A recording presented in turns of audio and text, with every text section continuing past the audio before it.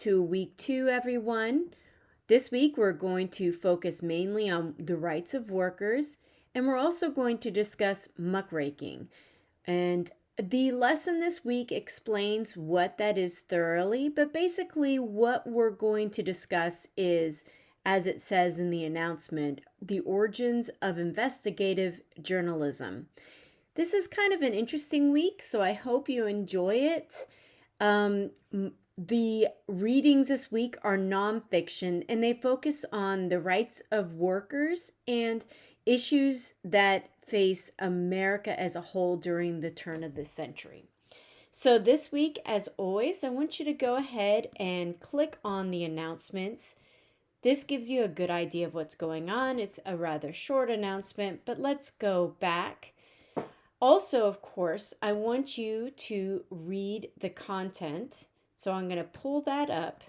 Let's go down. You're reading week 2. And then let's go ahead and launch the unit. Okay, so I'm going to click through that. I do want you to read it, but I want to bring up the readings for the week. All right, so let's go to week 2. We have the history of the Standard Oil Company.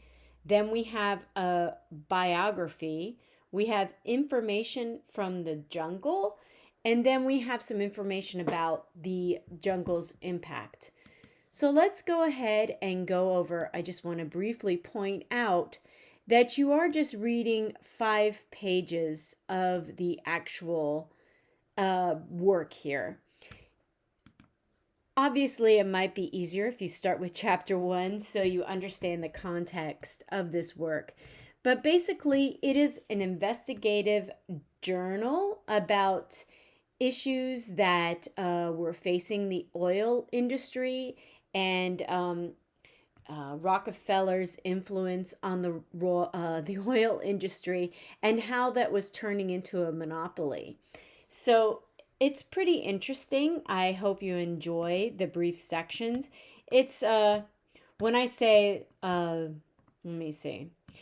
When I say 5 pages, basically I want you to click through 5 of the arrows. All right? And that's basically it. Let's go back again. If you choose another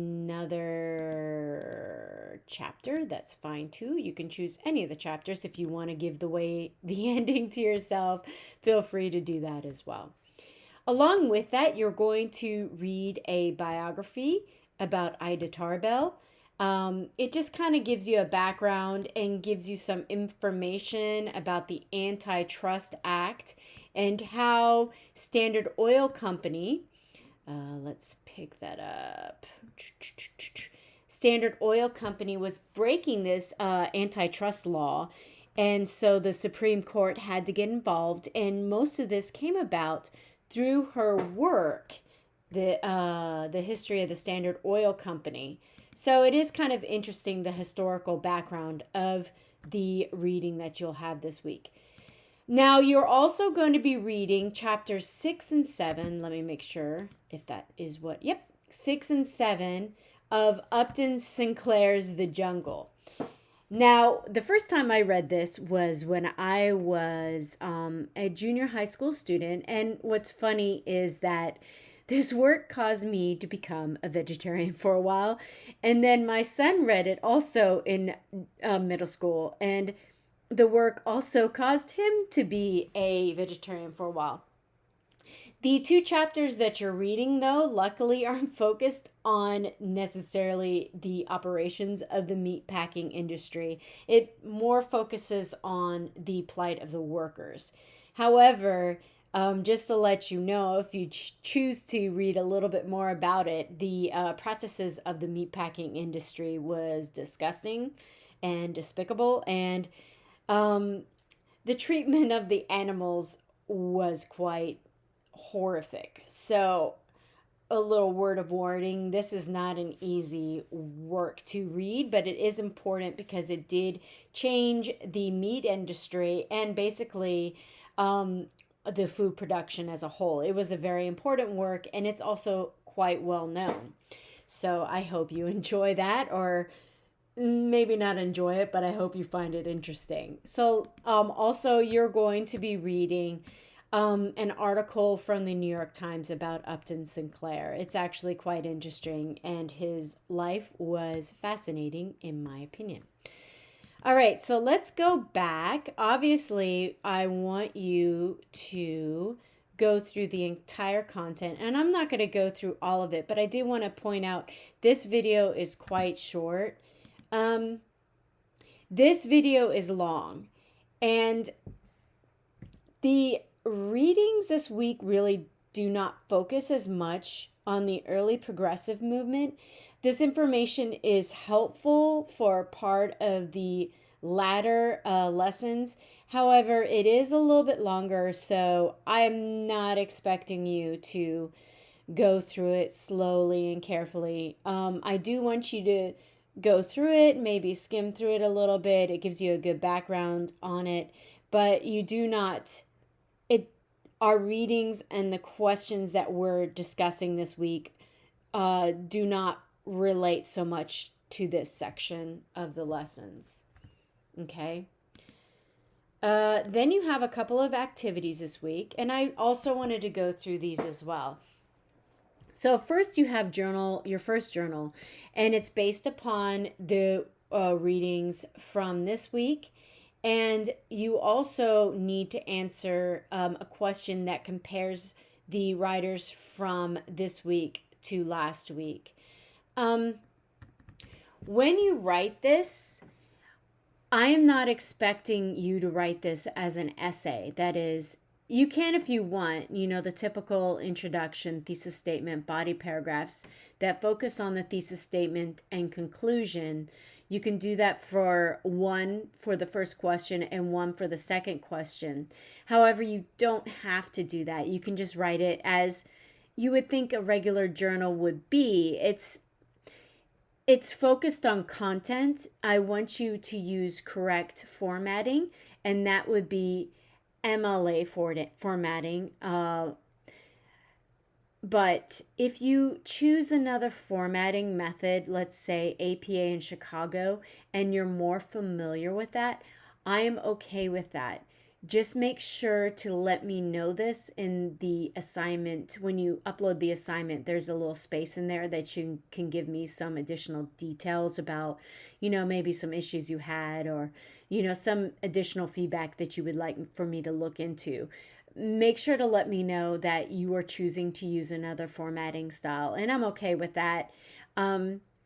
I just want to know what style you're using so I can help you with it if you make some mistakes. In terms of writing this as an essay, I'm not expecting that. If you choose to do that, that's fine though, but I'm not expecting that. My focus will be on content. You need to prove to me that you've actually read the reading, and I don't want any grammatical errors. So let's go ahead and pull up the rubric. Each of these sections is 5% of your overall grade. Like I said, content. This is basically meet the minimum requirements. So if you exceed the page numbers, or just go over a little bit, let's say you do 3 instead of 2, well, you're going to get a 5 on this section. In terms of organization, just make sure that each paragraph isn't going all over the place. You have some sort of organization so I can understand what you're talking about. And then this is content showing me that you've read the text. This is analysis, where you make some critical thinking about the text. You go beyond just summarizing the text. You give me some sort of analysis, some sort of deeper meaning, something thoughtful about the text. And the last one is fairly easy. Watch your grammar. Okay? Don't make a lot of proofing errors.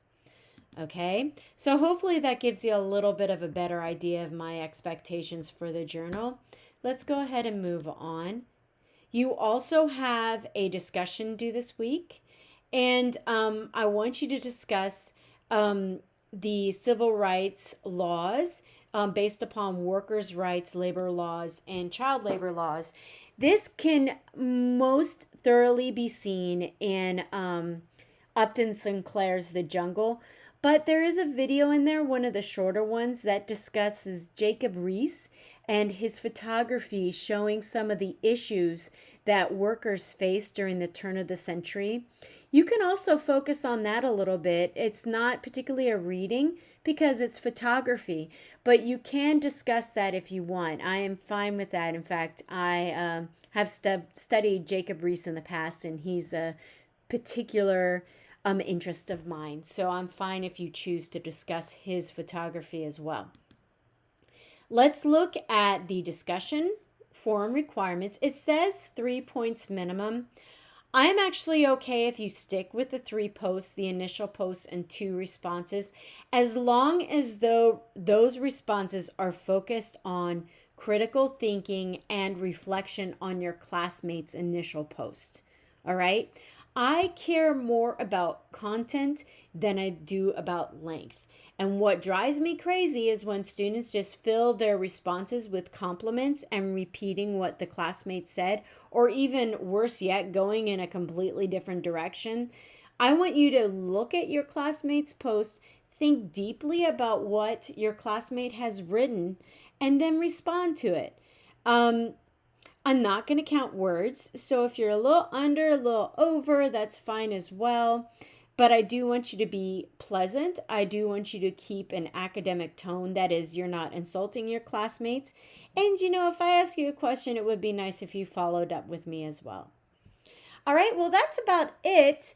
Again, if you have any questions, always post in the open forum. I'm here for you. I hope all of you have a fabulous week, and I'll talk to you online soon. Bye.